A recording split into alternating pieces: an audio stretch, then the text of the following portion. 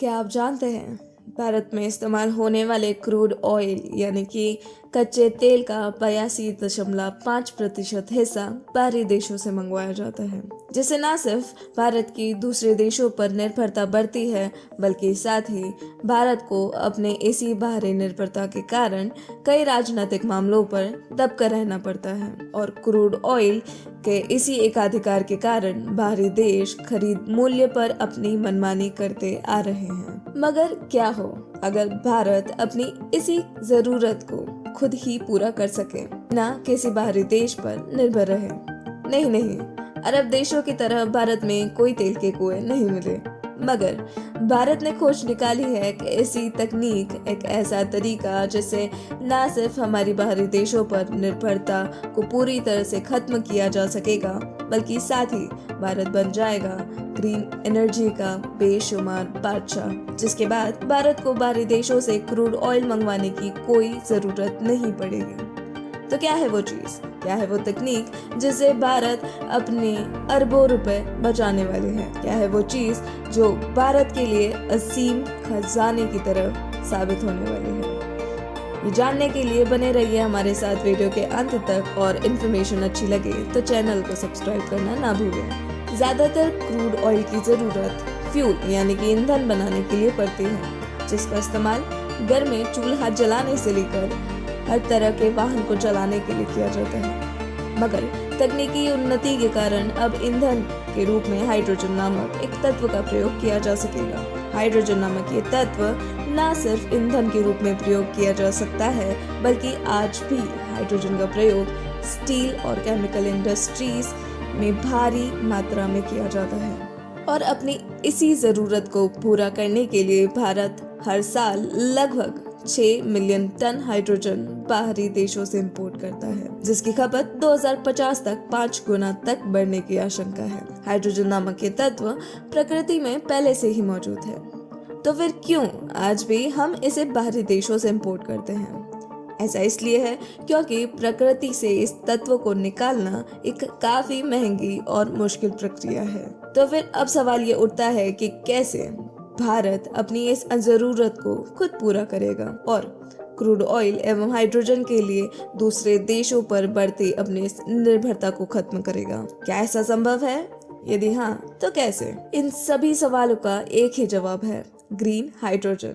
जी हाँ, भारत ने खोज निकाला है हाइड्रोजन बनाने का एक ऐसा सस्ता और टिकाऊ तरीका। कई सारे देशों ने ग्रे व ब्लू हाइड्रोजन बनाने के तरीके खोजे हैं और हाइड्रोजन की अपनी और अन्य देशों की जरूरत को पूरा करने के लिए अब तक ग्रे व ब्लू हाइड्रोजन का प्रयोग करते आ रहे हैं। मगर ग्रे व ब्लू हाइड्रोजन का प्रयोग प्रकृति को काफी नुकसान पहुंचाता है और इसी वजह से वैज्ञानिक भी ग्रे व ब्लू हाइड्रोजन के प्रयोग का सहयोग नहीं करते। अब सवाल ये उठता है कि ये ग्रे, ग्रीन व ब्लू हाइड्रोजन आखिर होते क्या हैं? दरअसल हाइड्रोजन बनाने की प्रक्रिया के आधार पर हम उसे ग्रीन, ग्रे तथा ब्लू हाइड्रोजन में विभाजित करते हैं। यदि मीथेन या कोल का प्रयोग करके स्टीम मीथेन रिफॉर्मिंग प्रक्रिया द्वारा हाइड्रोजन को बनाया जाता है, तो इससे बनने वाली हाइड्रोजन को हम ग्रे हाइड्रोजन कहेंगे। इस प्रक्रिया में कार्बन एमिशन यानी कि कार्बन उत्सर्जन भारी मात्रा में होता है, जो कि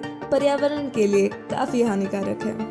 इससे ग्लोबल वार्मिंग तथा क्लाइमेट चेंज जैसी समस्याओं का हमें सामना करना पड़ता है, जो कि प्रकृति व उसमें मौजूद जीवों के जीवन के लिए अत्यंत हानिकारक है। तत्पश्चात यदि इसी प्रक्रिया में जब हम कार्बन को पर्यावरण में जाने से पूर्व ही कैद कर ले, तो इससे बनने वाले हाइड्रोजन को हम ब्लू हाइड्रोजन कहेंगे। किंतु इस प्रक्रिया में भी केवल 85 से 95% तक कार्बन को ही कैद करना संभव है।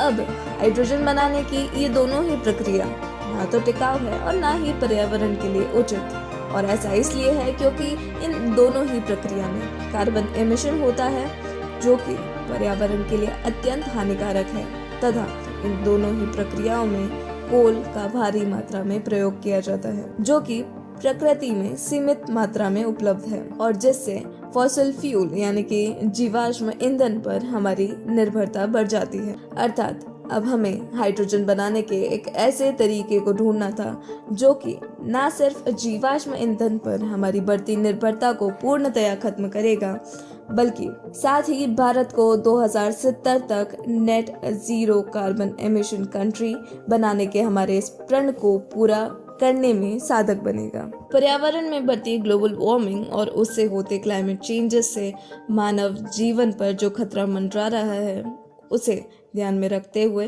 कई सारे देशों ने मिलकर ग्लोबल वार्मिंग को रोकने के लिए पेरिस एग्रीमेंट साइन किया है, जिसके अनुसार भारत को 2030 तक अपने देश में हो रही कार्बन एमिशन को 50% तक कम करने का लक्ष्य साधा है। दरअसल जब बिजली का प्रयोग करके इलेक्ट्रोलिसिस नामक प्रक्रिया द्वारा हाइड्रोजन को बनाया जाता है तो उसे हम ग्रीन हाइड्रोजन कहेंगे। हाइड्रोजन बनाने की इस प्रक्रिया में नवीकरण ऊर्जा यानी कि रिन्यूएबल एनर्जी के स्रोतों का प्रयोग किया जाता है, जिसके उत्पादन में भारत विश्व में तीसरे स्थान पर आता है। ग्रीन हाइड्रोजन के कारण न सिर्फ भारत की दूसरे देशों पर निर्भरता खत्म हो जाएगी, बल्कि साथ ही भारत बन जाएगा विश्व का नंबर 1 ग्रीन हाइड्रोजन एक्सपोर्टर, क्योंकि ग्रीन हाइड्रोजन है फ्यूल ऑफ द फ्यूचर। और इसी कारणवश भारत की सरकार के साथ साथ मुकेश अंबानी व गौतम अडानी जैसे बिजनेस टाइकून्स ने भी भारी मात्रा में ग्रीन एनर्जी में निवेश करने का निर्णय लिया है। ग्रीन हाइड्रोजन के उत्पादन से भारत स्वयं तथा अन्य देशों की हाइड्रोजन की आवश्यकता को पूरा कर सकेगा। तो क्या लगता है आपको, ग्रीन हाइड्रोजन से बन जाएगा भारत एक वर्ल्ड लीडर? क्या होगा भारत के इस कदम का देश की आर्थिक स्थिति पे असर? कमेंट सेक्शन में बताइए आप अपने विचार। वीडियो पसंद आई हो तो लाइक कीजिए और ऐसे ही कमाल की जानकारी के लिए चैनल को सब्सक्राइब करना ना भूलें। धन्यवाद।